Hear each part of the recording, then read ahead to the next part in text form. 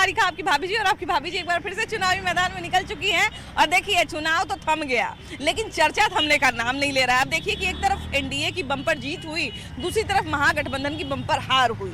अब जितना चर्चा एनडीए के जीत का है, उतना ही चर्चा महागठबंधन के हार का भी हो रहा है कि काहे हार गए भाई। अब देखिए ना कि हम लोग छोटा मोटा एग्जाम भी देते हैं, चाहे बच्चा लोग एग्जाम देता है तो जब फेल होता है, चाहे कम नंबर लाता है, तो हम बैठ के पूछते हैं कि कहाँ लिखे, कहाँ कमी किए, कौन कौन सवाल छोड़ दिए, सारा चीज पे पूछते हैं। लेकिन यहाँ पर तो देखिए ना कि परीक्षार्थी कह रहा है कि हमारे स्कूल में गड़बड़ी है। मैंने देख रहा है ना कि कह रहे हैं कि वोट चोर है, तो वोट चोरी हो गया, तो ये हो गया, तो वो हो गया। मैंने कहने का मतलब ये है कि अपने हार से महागठबंधन कितना सीखने के लिए तैयार है, ये जानना बड़ा जरूरी है। क्या है कि जितना सीखेगा उतना ही परफॉर्मेंस आगे जाके बढ़िया होगा। तो चलिए जरा लोग सबसे पूछते हैं कि महागठबंधन सीखने के लिए कितना तैयार है, क्या क्या बात सीखना चाहिए। लोग बोलेंगे तभी वो लोग सुनेंगे। आइए तो देखिए कि विपक्ष की इतनी बड़ी हार के बाद जो है वो मंथन और एक तरह से कहा जाए कि सीखने का भी समय है। लेकिन क्या लगता है विपक्ष अपनी हार से सीखने के लिए कितना तैयार है अभी? अगर विपक्ष इस हार से भी अगर नहीं सीख पाते हैं तो दुर्भाग्य है कि उसके राजनीतिक के परिपक्वता में कहीं ना कहीं सवाल उठता है। क्योंकि हम देख रहे हैं कि लगातार जब से रिजल्ट आया है तब से बहुत सारे एक्सक्यूज भी दिया जा रहा है। अब कल ही देखिए कि राजेश राम का हम बयान सुन रहे थे, अखिलेश सिंह पे भी तरह तरह की बातें वो कर रहे थे। तो अब तो अपने लोगों पर भी बात उन्होंने करना शुरू कर दिया है। इसके पहले भी देख रहे हैं कि आरजेडी में भी परिवार में ही बहुत तरह के कलह चल रहे हैं। तो एक तरह से कहा जा सकता है कि बहुत उलझा हुआ माहौल है। सीखने या मंथन करने जैसी चीज़ कोई लगती है आपको कि भी है? हमको नहीं लगता है कि राजनीतिक अनुभव का कहीं ना कहीं कमी है। इससे साफ पता चलता है कि महागठबंधन का जब गठबंधन हो रहा था तो चुनाव के एंड वक्त पर भी कभी कोई मुख्यमंत्री घोषित किया जा रहे थे या किसी प्रत्याशी को सिंबल देकर के वापस किया जा रहा था। और अब चुनाव के बाद अखिलेश जी पे ठिकरा फोड़ना या किसी और पे ठिकरा फोड़ना, ये पहले अपने राजनीतिक अनुभव को तो ये समझ लें कि हमारा अनुभव क्या है। माई बहन योजना घोषणा करते हैं तो घोषणा के पूर्व अपने घर की भाभी को न्याय नहीं दिला पाए। चुनाव बीतने के बाद भी, इस हार के बाद भी रोहिणी आचार्य का आंसू लेकर आंगन से निकलना या बिहार की महिलाओं के लिए, और केवल रोहिणी आचार्य, बहुत बड़ा सूचना। 3 बहनें और निकल गई। और जहाँ तक कि मीडिया के माध्यम से जो सूचना आई है कि उनकी 3 बहनें, तो 3 बहन के साथ चौथा बहन और एक भाभी, तो जो घर में महिलाओं का सम्मान नहीं कर सकता है, घर में भाई को साथ नहीं रख सकता है, तो वह बिहार के विपक्ष के भूमिका क्या निभा सकता है, यह सोचनीय विषय है। एक और चीज़ है कि जब से हार हुई है तब से लगातार ये भी चल रहा है कि आरजेडी के जो प्रवक्ता हुआ करते थे, महागठबंधन के जो प्रवक्ता हुआ करते थे, कुछ महिला प्रवक्ताओं के भाई नाम सामने आ रहे थे, तो उनके बोली विचार या उनके कहा जाए ना कि बोलने का जो तरीका था, जिस तरह से वो अपनी बात रख रहे थे, उस पर भी खूब मंथन हो रहा है। मतलब सोशल मीडिया पर तो लोग कर रहे हैं, लेकिन क्या लगता है कि आरजेडी या महागठबंधन इस बात पर मंथन करने को तैयार है कि हमारे प्रवक्ता ने किस तरह से हमारी छवि प्रस्तुत की लोगों के सामने, या जो तरह तरह के रंग बिरंगे गाने आ रहे थे उस पर कुछ से हम सीख लें, ये सब करने को तैयार है महागठबंधन? देखिए, हम लोग को तो कहीं लगता ही नहीं कि इन लोग कहीं मंथन के मूड में हैं या मंथन करते होंगे, क्योंकि इन लोग के हमेशा से इन लोग का रहा है कैसे लाठी के बल पर बूथ लूटकर किसी तरह सरकार बना लें। मंथन अगर किए रहते, अगर लालू जी की ही बात मान लिए रहते, तो इनका सहयोगी संजय नहीं रहते। संजय का एक बहुत पुराना इतिहास है। महाभारत में धृतराष्ट्र के सहयोगी थे संजय, कहानी खत्म हो गया। उसके बाद आगे हमारे उद्धव ठाकरे जी, उनके सहयोगी संजय, कहानी खत्म हो गया। एगो नए आए थे केजरीवाल, आम आदमी पार्टी, उनके भी सचिव हो गए संजय, उनका भी कहानी खत्म। अब बेचारे तेजस्वी उठे थे अभी राजनीति में, सहयोगी ले लिए संजय का, संजय बना लिए, इनका भी कहानी खत्म। लेकिन नीतीश कुमार के साथ जो संजय है वो तो उनके लिए लकी साबित हुए। देखिए, नीतीश जी के पास एक सहयोगी नहीं है, सिर्फ वो संजय जी झा के इशारे पे वो नहीं चलते हैं। उनके पास कई, और ऐसा नहीं कि संजय झा उनके शुरू से रहे हैं, उनके पास कई महारथी उनके पास में है, कई सलाहकार उनके पास का नाम लिया है। एक बाकी सबका तो हम चलिए, हम बाकी का कोई आरोप नहीं सुन सकते हैं, लेकिन हाँ, रोहिणी आचार्य उनकी घर की हैं, उन्होंने ये बहुत गंभीर आरोप लगाया कि जब पूरा दुनिया और पूरा ये लोग जब चाणक्य कहता है तो इनके चाणक्य जिम्मेदारी क्यों नहीं ले रहे हैं, जिम्मेदारी से क्यों भाग रहे हैं। क्या लगता है कि जो बात रोहिणी आचार्य ने कही, रमीज और संजय का नाम उन्होंने लिया, उस बात में सच्चाई है? उनके परिवार में कोई नहीं है। उनका परिवार सिर्फ उनका पत्नी है, उनका परिवार सिर्फ संजय है, उनका परिवार सिर्फ रमीज है। बाकी ना तेज प्रताप उनका परिवार है, ना रोहिणी उनका कोई परिवार उनका नहीं है। सिर्फ ये 2-3 परिवार है और परिवार का एक कारण है। अब क्या है कि बहुत सारे चीज़ों, अब क्या है साथ में रहते हैं, बहुत सारी चीज़ें होती है जो कि जानते हैं। अगर कल उनको हटा देंगे तो बहुत सारी चीज़ें मार्केट में आ जाएंगी, तो अब रखना पड़ेगा। क्या करेंगे, उपाय क्या है? मजबूरी है उनकी रखना। उनके घर में इतने बड़े राजनीति के प्रकांड विद्वान बैठे हुए हैं, क्या उनके साथ भी बैठ के, लालू यादव के साथ भी बैठ के मंथन करने को तैयार नहीं है? अब होता क्या है जो बता देता हूँ, अगर बेटा नालायक निकल जाए तो बाप का कोई मानता ही नहीं है। वही वाली बात है, बाप अगर कहेंगे कुछ, बेटा कर रहे हैं कुछ, क्योंकि यहाँ पे संजय जी का मौजूदगी है। तो संजय जी अपने स्तर से वो डील कर रहे हैं ना, तब तो उनके घर में ही फूट आ गया ना। कैसे घर के लोगों को निकल दिया? कोई जो अपने बाप को किडनी दे सकती है बेटी, उस बेटी को अपने बाप कैसे निकलते हुए देखेगा, रोते हुए? यहाँ पे ये भी तो बन सकता है ना, क्यों? चाहे तो वहाँ पे लालू यादव का चल नहीं रहा है, वहाँ पे सारा संजय का ही चल रहा है, उसके कारण ये सारी चीज़ हो रही है। इतना बड़ा महागठबंधन, इतनी बड़ी पार्टी आरजेडी हो या कांग्रेस हो, चुनाव लड़ रही थी। बहुत सारा जो एक कहा जाए ना कि अलग अलग तरह का चीज़ सोशल मीडिया पे लोगों ने देखा। अब चाहे वो गाना रहे या प्रवक्ताओं की भाषा रहे, चाहे जो रहे, हारने का जो भी कारण रहे, क्या उस पर मंथन करने के लिए या अपनी हार से सीखने के लिए महागठबंधन तैयार है? हाँ बिल्कुल तैयार है। क्योंकि तैयार तो बिल्कुल है, और इस टाइप का जो है एक्टिविटी तो नहीं करना चाहिए कि पोस्टर हुआ पे इस टाइप का पेंट कर देना, ये कर देना, ये तो बिल्कुल गलत चीज़ है। और क्योंकि अभी हम इसलिए पूछ रहे हैं क्योंकि जिस तरह से एक तरह से बम्पर जीत और बम्पर हार वाला जो इक्वेशन आया है, विपक्ष का मजबूत होना तो जरूरी है। ऐसा एकदम नहीं होना चाहिए किसी राज्य से विपक्ष एकदम ही साफ हो जाए। तो मजबूत तो तभी होगा ना जब अपनी गलतियों को सुधारेंगे, अपनी गलतियों से सीखेंगे। हाँ, गलतियों को तो सुधारना चाहिए इस चीज़ को कि कहाँ वो गलती की, किस वजह से वो लोग का हार हुआ है। जनता का पूरा लोग ध्यान नहीं दे रहे होंगे, जनता के डिमांड पे नहीं चल रहे होंगे, जनता को नाखुश किए होंगे, इस वजह से उन लोग की इतनी बड़ी हार हुई है। और ये चीज़ को विपक्ष को ये चीज़ को सीखना चाहिए और सीख के ही इनको आगे बढ़ना चाहिए। महागठबंधन को किन किन चीज़ों पर भी काम करने की सबसे ज़्यादा जरूरत है? काम करने की सबसे पहले वो जनता के बीच में उनको सबसे पहले रहना चाहिए। ये नहीं कि सिर्फ अपने फ़ायदे के लिए वो साइड हट जाए, जनता का जो भी है, जनता का नीड पूरा करे, तो ऑटोमेटिक जो है जनता उनका आने वाले डेट में जरूर सपोर्ट करेंगी। क्या लगता है जो भी इनका कारण था, ये लोग अपनी हार से कुछ सीखेंगे महागठबंधन के लोग? ये सीखना तो चाहिए ही मनुष्य को। बाकी है लालू जी दोबारा कोई बन नहीं सकते हैं। उनके जो दोनों पुत्र हैं वो उनके कुछ परसेंट पे भी अगर चल पाए तो हम समझते हैं रिकवरी होगा। चांसेस है आरजेडी का। किन किन चीजों पर उनको काम करने की जरूरत है, क्या क्या चीज सुधार लाने की? पहले तो एकदम ग्राउंड लेवल में उनको जा करके ये मैंने बताना होगा कि अब ज्यादा वादा वाला कहानी नहीं है। ये जो गंदा गंदा गाना बजवाते हैं, इस तरह का जो बात है, ये सब चीज को बहुत दूर तक एकदम हटाना होगा। उनके घर में खुद की 6-6, 7-7 बहन हैं, अभी बच्ची हैं, उनकी वाइफ हैं। हाँ, दूसरा चीज़ इस तरह का वातावरण बनाना है कि अगर यादव समुदाय है तो वो सब लोगों के लिए है और अच्छा ही तैसी है। ये गंदा गंदा मैंने अभी कुछ हुआ भी नहीं था कि रोड पे देखिए एकदम पूरा ही करबो रहे तो गोली पे टांग लेबो तो बंदूक पे उठा लेबो, ये सब उनको लिया सत्ता में कट्टा सटा के उठा ले ये सब। और ये तमाम चीज़ हम समझते हैं कि उनको एकदम माने अगर समझदारी थोड़ा सा होगा, बचकाना वाला काम नहीं करेंगे तो ये सब चीज़ को करेंगे। क्योंकि उनके पिताजी का सत्ता है तो उसको लेके चले, सब बाल बच्चों का वही कहानी होता है। ये तो सबसे बड़ी उन पे जिम्मेदारी है कि जिस पार्टी को इतना बड़ा खड़ा कर दिया और अब आपको दे दिया है, इतनी बड़ी पार्टी खड़ा करने में कितना उनको मेहनत लगा होगा। और आपको बना बनाया हुआ अगर एक मंच मिल गया है तो उसको तो आपको और बढ़िया से संभालना चाहिए। संजय तो नाम में विख्यात है, मैंने महाभारत और अथी सब में है, फिर भी संजय तुम जान के रख लियो यार। अब बहन भाई से कोई हो सकता है ज्यादा? अच्छा, बहन से कोई हो सकता है? आप जिनके सिस्टर हैं कि उनसे हम तो नहीं समझते हैं कि उनसे मैंने अपने भाई के लिए आपसे ज्यादा कोई अच्छा सोच सकता है। अब ये 8% अपवाद तो सब चीज में हो जाता है। पत्नी ड्राम में डाल दे रही है या ढकेल दे रही है, ये वो अलग है। इस पे ही पूरा सृष्टि नहीं चल रहा है। तो ये जो श्रीमान किए हैं काम है वो ऐसा काम किए हैं, और उसके ऊपर अभी भी बहन होता है भाई, तुम्हारा बुरा कभी चाहेगा? हाँ, उसको हटा देना चाहिए। देखिए कि भैया कह रहे हैं कि संजय नाम में ही गड़बड़ी है, लेकिन हार का ऐसा नहीं है कि केवल संजय दोषी होंगे, बहुत सारा कारण होगा।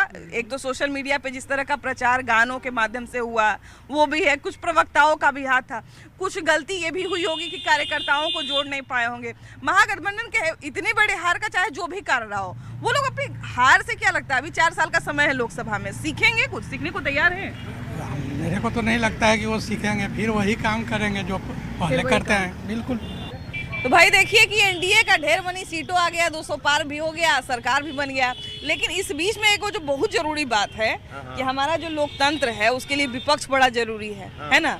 अब विपक्ष का देख ही रहे हैं कि स्थिति इस बार बहुत गंभीर हो गया। तो किन किन चीज पर विचार करना चाहिए, अपने हार से सीखने के लिए कितना तैयार है विपक्ष? विपक्ष की भूमिका रूलिंग पार्टी के भी एमएलए उठा सकते हैं, ऐसी बात नहीं है। जनता की आवाज़ को कोई भी उठा सकता है। अगर वो रूलिंग पार्टी का ही आवाज़ उठाता है और उस पर सरकार अमल लाती है तो इससे अच्छी और बात क्या हो सकती है? वो तो जरूरी है ही, वो तो आप बिल्कुल सही कह रहे हैं कि जो अपने घर के लोग होते हैं वो भी सजेशन देते हैं, ऐसी बात नहीं है। लेकिन जो इतनी बड़ी हार हुई है, इससे क्या लगता है कितना कुछ सीखना चाहिए और किन किन चीज़ों पर विचार करना चाहिए महागठबंधन को? महागठबंधन को चाहिए कि भ्रष्टाचार से दूर रहे। देखिए, लालू परिवार जो है ना, भ्रष्टाचार में डूबी हुई है। नरेंद्र मोदी राजा नहीं, गरीब है, भारत का तकदीर है। विश्व के मानवता का रखता है ख्याल, भारत देश को बनाकर रहेगा महान। अच्छा, नीतीश कुमार एक देशभक्त के, सच्चे देशभक्त का बेटा है, जन जन का नेता है, दिन रात मेहनत करता है और दिन रात मेहनत करता है, अब विकास पुरुष कहलाता है। किन किन चीजों पर महागठबंधन को विचार करना चाहिए? विचार होना चाहिए, हर बिंदु पर विचार होना चाहिए। जिस तरह से माननीय मुख्यमंत्री और जिस तरह से माननीय प्रधानमंत्री ने बिहार में विकास की गंगा बहा दी, उस गंगा में सब लोग विपक्षी दह गया। अब दह गया तो फिर से घर सजाना है, बनाना है।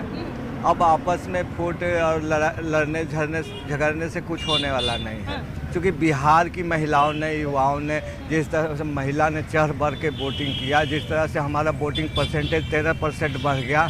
जो महिला घर से निकलती नहीं थी वो जाके बूथ पर लंबा समय तक खड़ा होकर वोट की। कुछ लोग कहते हैं कि सोशल मीडिया पे जो रंग बिरंगा गाना चला इसका भी असर हुआ, प्रवक्ता जिस तरह का भाषा बोलते थे उसका भी असर पड़ा, बहुत सारा कारण है। किन किन कारण पर विचार करना चाहिए? देखिए, मेन बात है कि कोई भी चीज़ में हार जीत होती है। और जब भी कोई लड़ाई स्टार्ट होती है या चुनाव जिस तरह हुआ और इसमें जो भी गड़बड़ियाँ आई है, तो सबों पार्टी के जो भी हारे हैं उनको चाहिए कि बैठ के मंथन किया जाए कहाँ गड़बड़ी हुई। और एनडीए सरकार में सबसे बड़ी बात क्या हुआ है कि एक शिक्षा विभाग जो है उसमें भी महिलाएं लोग को काफ़ी नौकरियां मिली। और दूसरी जो आप देख रहे हैं कि प्रशासन में, वर्दी में, पुलिस में भी महिलाएं काफ़ी आई है ना। जो महिलाएं घर में रहती थी उनमें एक आत्मविश्वास जगा कि हम भी पढ़ेंगे और पढ़कर हम भी नौकरी आराम से प्राप्त कर सकते हैं, या वो शिक्षा की हो या हम प्रशासन वर्दी की। आज देखिएगा हर सड़क गली में आप प्रशासन में महिलाएं नजर आएगी। तो एनडीए सरकार ने सबसे बड़ी काम किया है कि और जॉब की प्रति अधिक है। और महिलाएं को क्या चाहिए? सुरक्षा चाहिए। आज महिलाएं जो है बेफिक्र होकर रात में घूम रही है, उनको कोई टेंशन नहीं है, प्राइवेट जॉब कर रही है। तो ये एनडीए सरकार की सबसे बड़ी विशेषता रही है कि इस चीज़ों को ध्यान में रखा है। खासकर महिलाओं को आज जैसे शराबबंदी है, शराबबंदी के पहले देखती होंगी कि आए जगह रोड पे हमेशा दारू पीकर महिला पे फब्तियाँ कसना। आज के डेट में आप देखिए महिला घूम रही है, किसी को दारू पीते हुए नजर नहीं आएंगे, ना किसी शादी ब्याह में टोन-टान कसते हुए देखिएगा। पहले तो लोग भैया हाईवे के किनारे जो होटल उटल बना रहता था उस पर शाम के बाद या दिन में भी रुकने से भी डरते थे कि कहीं यहाँ पर दारू तो नहीं चलता होगा। नहीं, ये सही बात है। और माननीय मुख्यमंत्री जी ने ये बहुत बड़ा क्रांति किए, दारूबंदी करके महिलाओं के फेवर में। जो महिलाएं बराबर अपने पतियों द्वारा पिटाई होती थी उनकी, या जो भी तरह के कारण तलाक होने तक की नौबत आ जाती थी दारू पी के। अब पति लोग जो है आराम से आते हैं, डर उनमें भी खौफ है कि कहीं अगर दारू पी के आते तो पत्नियां हमारी केस नहीं कर देंगे। हाँ ये बात है, क्योंकि हम खुद इस पेशे से हैं, हम खुद इस पेशा से हैं, अधिवक्ता पेशा से हम हैं, तो इस चीज़ को हम जान रहे हैं कि महिलाएं काफ़ी सुरक्षित है। और ये जो गलत, क्योंकि दारू पीने के बाद बहुत तरह के गुनाह भी होते हैं, तो वो गुनाह होने से बड़ी माने बचे हुए हैं लोग हैं। और आने वाला समय में भी एनडीए सरकार की जो बनी है, पहले से और कहीं तेज कदमों से ये विकास के काम करेगी। और देखिए तेजस्वी यादव इतना तक बोल दिए अपने मैनिफेस्टो में कि हम हर परिवार के एक आदमी को नौकरी देंगे, जीविका दीदी का बोल दिए सरकारी करेंगे, 10,000 को 30,000 करने का बात कर दिए, उसके बाद पेंशन बढ़ाने का बात कर दिए, जितना संभव बात हो सकता था सब बोले, लेकिन बावजूद इसके जनता ने उनको वैसा बहुमत नहीं दिया। अब क्या लगता है उनको अपने हार से कितना कुछ सीखने की जरूरत है, महागठबंधन को, पूरे कांग्रेस को भी कितना कुछ सीखने का, क्योंकि कांग्रेस के लिए भी बहुत बड़ा मौका था। इस बार बिहार में लग रहा था कि कांग्रेस फिर से जगने वाला है ना, जो इतने साल का नींद था कांग्रेस का बिहार में, वो बिहार में नींद उनका टूटने वाला है, लेकिन वो भी सफल नहीं हो पाया। क्या लगता है कहाँ गड़बड़ी हुआ, किन किन चीज पर विचार करना चाहिए महागठबंधन? सबसे पहले आपको मैं प्रणाम करता हूँ, इसलिए कि आपका चैनल बराबर देखते रहता हूँ, तो आपको देखते मैं भी आगे आपके इसमें कार्यक्रम में शामिल हो गया। चलिए, वो अभी जो है जैसे आपने सवाल किया कि तेजस्वी यादव ने घोषणा किया हर घर नौकरी, तो नौकरी तो वो सही पहले भी नौकरी का ये किया था, land for job, land for job. वो नौकरी देंगे क्या क्या पूरा बिहार लिखवा लेता, क्योंकि 2-4 को दिए होंगे तो उसका ज़मीन पहले लिखवा चुके हैं, उसके लिए वो दिल्ली अप डाउन कर रहे हैं। उनको वो उसमें जो है साबित भी हो गया, कोर्ट में भी साबित हो गया कि ये लिए हैं बिल्कुल। तो चलिए, नौकरी वो तो जो बोल रहे हैं सब समझ रहा है लोग। महागठबंधन क्या कर सकता है, सारी बात को लोग समझता है। 20 साल पहले क्या होता था बिहार में और अभी क्या है। 20 साल जो हमारे माननीय मुख्यमंत्री नीतीश कुमार जी को आने से जो यहाँ सुशासन की सरकार मिली है बिहार के अंदर, लोगों में अमन चैन शांति जो मिली है, यहाँ भय मुक्त दंगा मुक्त ये बिहार है। मैं अल्पसंख्यक समाज से आता हूँ, मेरा नाम कमरुज़्ज़मान अंसारी है, और बिल्कुल भय मुक्त दंगा मुक्त बिहार को बनाया है। इस बार एमवाई जो समीकरण होता है वो भी, उसने भी लगभग बहुत सारे, मतलब एक बहुत बड़े स्तर पर जो है वो आरजेडी का साथ छोड़ दिया, महागठबंधन का साथ छोड़ दिया, ऐसा क्यों हुआ? एमवाई समीकरण रहा कहाँ, वो तो खुद एमवाई मुस्लिम यादव का जो पहले उनके पिताजी दिए थे ये नारा एमवाई का, तो इस बार कहाँ हुआ? इस बार तो यादव मल्हा का हुआ ना, क्योंकि मुसलमान को तो वो घोषणा भी नहीं किया। एक उप मुख्यमंत्री का भी नाम अगर किसी का लिया तो वो दूसरे जाति का जो 2% 3% है बिहार के अंदर, सीट भी नहीं है, जो जिनको 0 पे आउट हो गया। तो खुद भी चुनाव जी हार गए थे। जी हाँ, बता तो रहे, बचा कि खुद चुनाव नहीं लड़े, बता तो रहे, जो 0 पे आउट हो गया उसका नाम डिप्टी सीएम में लिया। इसलिए मुसलमान जो है समझ गया कि सब दिन ये दरी बिछवाए हमसे, अब दरी नहीं बिछाएंगे। अच्छा, ओवैसी को भी अगर साथ मिला लेते तो हमको लगता है कि उनको फायदा ही होता, नुकसान नहीं होता। फायदा हो सकता था, लेकिन ऐसी कहीं कोई फायदा नहीं। लोग, बिहार की जनता जो है मन बना लिया था कि फिर से नीतीश, इसलिए कि हमारी माँ बहन, हमारी बच्चियाँ जो है इसको शिक्षा मिला।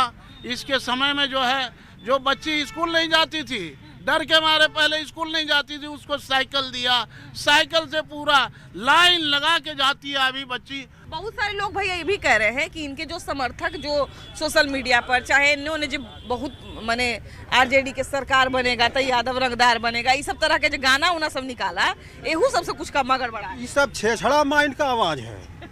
लेकिन ये भी बात है ना भैया कि सत्ता में आने के पहले तो बढ़िया छवि बनाना पड़ेगा। सुनिए, हम बता देते हैं, जो आपको भी गौर करना होगा। जब लालू यादव तीसरी बार राबड़ी बनी थी तो बोलते थे चक डोले चकडम्मा डोले, खड़ा पीपर कभी न डोले। देवी जी बैठ गई थी हर से हर ताथिन हो रे, ये इस तरह का भाषा बोलने लगे। का संज्ञा राबड़ी देवी को दिया। हाँ, और आप नहीं दिन देखे होंगे, बाप के सामने बेटी को उठा लेता था, समझ गए। ये 10 करीब 1 दर्जन डॉक्टर जो नामी थे वो पटना छोड़ के चले गए। बहुत लोग बिजनेस बंद कर दिया, बहुत लोग औने पौने भाव से मकान बेच दिया। आप स्टेशन एरिया में जाके पता कर लीजिए, मकान तक बेच दिया। अब कोई बाहर नौकरी करते थे तो वहाँ के लोग कहते थे, राजद के बाहुबली लोग, कि आप घर बैठकर वेतन लीजिए, हम लोग को आधा दीजिए। बताइए, एकदम पैरालाइज एकदम कहानी। मतलब एक तरह से कह सकते हैं कि आरजेडी जब अभी भी जब चुनाव लड़ती है, मैंने अब भले चेहरा बदल गए हैं कि तेजस्वी यादव हो गए हैं, लेकिन वो जो छवि था वो छवि पीछा नहीं छोड़ा। हाँ, और देखिए नरसंहार तो होता ही था, लगातार नरसंहार होता था, अपहरण होता ही था। अब आपको अगर जादव में कोई ईमानदार है तो उसको जान मार देता था। ऐसा होता था? हाँ, आपको कोई अगर अच्छा व्यक्ति है तो उसको जान मार। अब मार दिया नहीं। सब्जी बाग तरफ एक अशोक जादव नाम का एक वार्ड काउंसलर था, एकदम ऑनेस्ट था। उसने वाटर बोर्ड में चीफ इंजीनियर को घोटाला को पकड़ा था, तो उसको खुलेआम ऑफिस में मरवा दिया। ये जंगल राज कोई पॉलिटिकल पार्टी की असंख्य कहानियां हैं। आप जो कहानी बता रहे हैं बहुत तरह की कहानी। पॉलिटिकल लोगों का ये नहीं है जंगल राज। ये जज जो है हाई कोर्ट के 3-4 जज के बेंच थे, वो जजे साहब कहें कि तो जंगल राज है। अरे हाँ, बिल्कुल बिल्कुल, ये तो बात सही कह रहे हैं कि बहुत सारे लोग जो हैं, ये अभी मिथ है लोगों में भी कि ये नेताओं का फैला हुआ है, जबकि ये कोर्ट ने कहा था उस वक्त। अच्छा, ये बताइए कि इस बार जो है जिस तरह का एनडीए को बहुमत मिला, लेकिन हम लोग को ये भी नहीं भूलना है कि दूसरी तरफ विपक्ष का जो है एक तरह से कहा जाए स्थिति थोड़ा इस बार ठीक नहीं रहा। किन किन चीजों से विपक्ष को सीखना चाहिए और सीखने के लिए कितना तैयार है विपक्ष? विपक्ष को पहले चाहिए कि अपने कार्यकर्ताओं का इज्जत दे।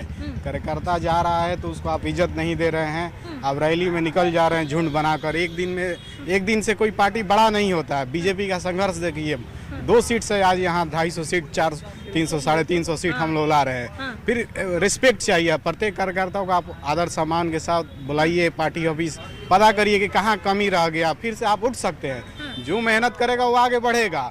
हमारे मोदी जी, अमित शाह जी ने बहुत अच्छा मेहनत किया, हर एक कार्यकर्ताओं का ध्यान रखा। हर एक विधानसभा में जहाँ जहाँ मतभेद था उनको सब बात करके बैठाया गया कि नहीं भाई, आज अभी हम लोग को बिहार के लिए बहुत कुछ करना है। अच्छा, आपने ये जो कार्यकर्ता वाली बात कही, अभी कुछ सुनने को कहीं कहीं से मिलता है कि जिस समय तक लालू यादव थे उस समय तक पार्टी में इस तरह की बात नहीं थी। कोई भी जाके लालू यादव से मिल सकता था, कोई भी जाके अपनी बात रख सकता था। लेकिन जब से नेतृत्व तेजस्वी यादव के हाथ में आया और सलाहकार के रूप में रमीज और संजय यादव आए, तब से तेजस्वी यादव तक पहुंचना बड़ा मुश्किल हो गया, उन तक अपनी बात पहुंचाना बड़ा मुश्किल हो गया। कार्यकर्ता जो है अगर कोई बात कहना भी चाहे, कोई बात पहुंचाना भी चाहे, तो बड़ा मुश्किल होता है। सही बात है मैडम। कहें के लिए बिहार के राजनीति को हरियाणा वाले नहीं समझ सकते हैं।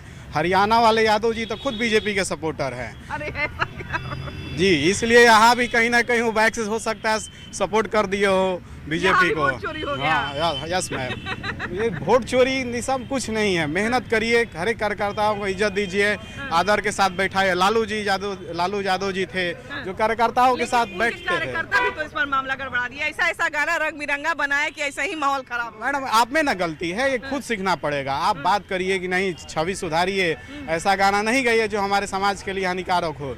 यहाँ प्रदेश नेतृत्व को, तेजस्वी जी को, माननीय तेजस्वी जी को, हर एक कार्यकर्ताओं को बुलाकर समझाना चाहिए कि नहीं भाई, पार्टी का छवि गलत जा रहा है मेरा।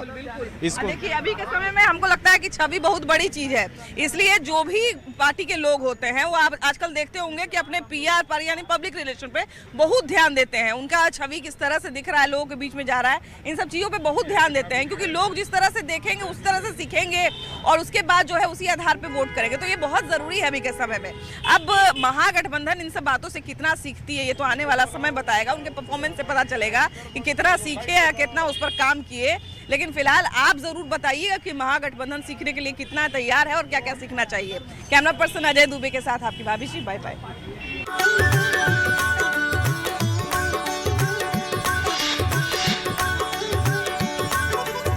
जी बिल्कुल। और